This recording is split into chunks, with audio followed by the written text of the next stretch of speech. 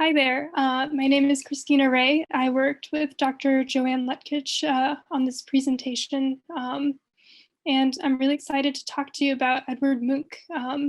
He was a wonderful modernist artist known for his expressive and emotionally charged paintings, and he had a uniquely iterative process for his body of work, creating repetitions of his compositions as his artistic style developed and changed through his career. So the composition we'll be looking at today is called Vampire, and I'm going to show you the first vampire painting, which is this one here. This is the original Vampire from 1893, and it was crafted in Berlin under the name Love and Pain. The male model is identified as Adolf Paul, and the female model remains nameless. The two models had no relation to each other, and they merely constructed the pose at Munch's command. Munch adopted the new title Vampire after a critic compared the woman's position on the man's neck to that of a blood-sucking vampire.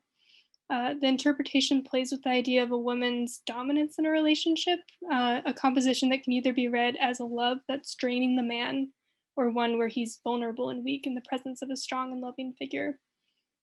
So before I get too far into breaking down all these foremost elements, I do want to say there are many more vampires than the ones I'm going to go over today. Here's a page of just a few of the many vampires that exist. There's a great array of them and even more to check out. So I highly recommend visiting the Munch Museum website and looking at all of these for yourself, but I'll just be highlighting a few of the central ones. So going back to the original Vampire, you can note a complementary color scheme, the woman's orange hair contrasting with the evenly toned blue background. There are gentle translucent elements of the warmer hues throughout the background, and it produces a balanced receding backdrop of the two figures. The skin tones are the greatest value contrast outside of that brief stroke of white you can see on the man's sleeve, which indicates that he's holding the woman in his arms as well. The brushstrokes, you can note that they direct the eye downward, the woman's hair draped over the man and streaming toward the bottom of the canvas, and the back of the man joined into the smooth wave marks of the background. While all of these movements are expressive, Munch reserved their depiction to these small, even brushstrokes you can see throughout. The picture reads as forlorn, tender, and mutual, with no sharp edges of resistance between the two figures' forms. So 2 years later, in 1895, we got these two wonderful vampires. One of them is a woodblock print, and another is a painting. He produced 6 over the 2 years in between his first one and these next two. And you can notice that they're much more vibrant in hues and defined in the line work, and they were indicative of a change in his means of expressionism. The reserved qualities of the brushstrokes have diminished, making way for larger and flatter areas of color along with stronger contrasts. You can note that there's a green halo surrounding the woman's hair, and there's a single tone nature to the man's back that blends into the oval containing the two figures. Munch uses this vibrant blue really sparingly, and you can notice that he's putting it down everywhere where the woman touches the man, kind of lighting up those contact areas. The smooth, consistent strokes that are moving down of the man's back in the original Vampire are gone now, and they're replaced with these handful of orange streaks that match the woman's hair. So the biographical context for these paintings indicates a transition at hand in Munch's work.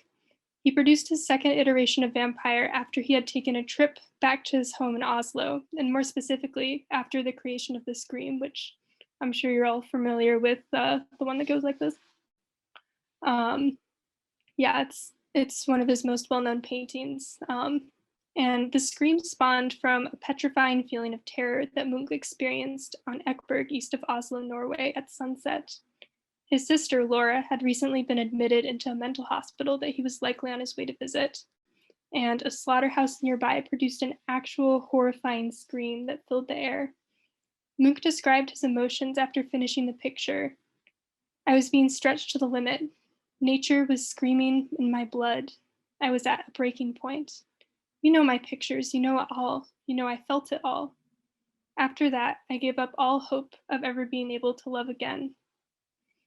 So you can see there's a lot more tension that's emerging in this series of vampires. The vibrancy is indicative of these stronger emotions. Things are sharper, especially in his relationships. So now we're going to take a really big jump forward. We're going to jump forward about 15 years to 1916 to 1920. So you can see that there are now two very different, strikingly different versions of the same vampire pose from any of the ones we've seen. These pieces are vibrant and playful, and they've significantly shifted in their tonal resonance. In place of the stark muted tones that we've seen in the previous one, there are now these colorful linear trees, and there's a prominent use of red and green. It's still a contrast, but you can see he's using it more subtly. There's shades of pink. The orange is lighter. And it's also interesting to note that the piece, you might notice, Vampires in the Forest has shifted from a portrait to from a landscape painting to a portrait painting, which means the figures are no longer so much the center of the composition. They're still holding the focus, but there's more to see. There's a balance between the foreground and background. You can notice that the woman's orange hair is no longer dominating the color palette of this piece, though the green is now used for the man. There's still like a contrast taking place, but it's more subtle. You can see that the brushstrokes are still directing the eye downward, the leaves flowing toward the figures, the trees in their stiff bars, filled with those smaller downward marks, and the hair of the woman flowing down in the same rhythm as the body of the man. So such a significant pause and a repetition of a motif is accompanied by a completely different outlook on life.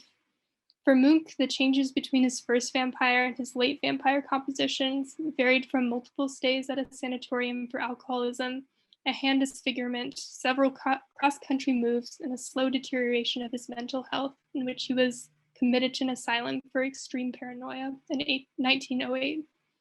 It took a long time for Munch to recover from his paranoia, but after leaving the clinic in which he had been sheltered for so long, Munch set out to Norway with a slow rising revitalization of artistic energy. He constructed an outdoor studio for himself and began to paint both new and old motifs with a new artistic sensibility. And you can really see the outdoor influences coming into these pieces, both in the light of them and also in the natural elements themselves. So just to illustrate his emotional development upon leaving, here's a quote from a close friend of his to describe his rejuvenation. So he says, "The purely physiological effect of the splendid colors of April on his optic nerves was overwhelmingly uplifting as he walked among the star-shaped flower beds with the sunlight gliding across the lime green leaves of the avenue." So if that doesn't just paint a picture of hope from the creator of this scream, it's really incredible to see like how far he came during that time. So going back to these paintings for a moment, Munch also actively chose to give up some of the more disturbing themes following his mental illness. He made that decision on purpose. It wasn't entirely subconscious. He made an effort to create an artistic practice that was in line with more hopeful attitudes. And although the name vampire still remains, there's definitely a playful sensibility to it. The man's face is no longer melting from his shoulders into the darkness. Instead, the two figures seem to melt into each other equally, symbiotically. Perhaps Vampire in the Forest is not an entirely happy and love-built composition, but the woman's dominance in this piece is no longer shrouded in the darkness or extreme vibrancy. The nakedness of the two figures in Vampire in the Forest reveals a mutual vulnerability, and the red of the man's crying face paralyzed the red shelter of the woman's hair. Both paintings iterate the color of the surrounding landscape as well. The trees are holding the woman's orange hues, while the grass and leaves hold the man's green qualities.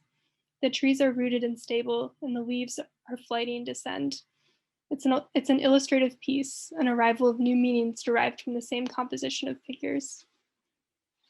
So that's all of the paintings that I'm going to go into detail with, although I would like to take a moment, just a little activity here.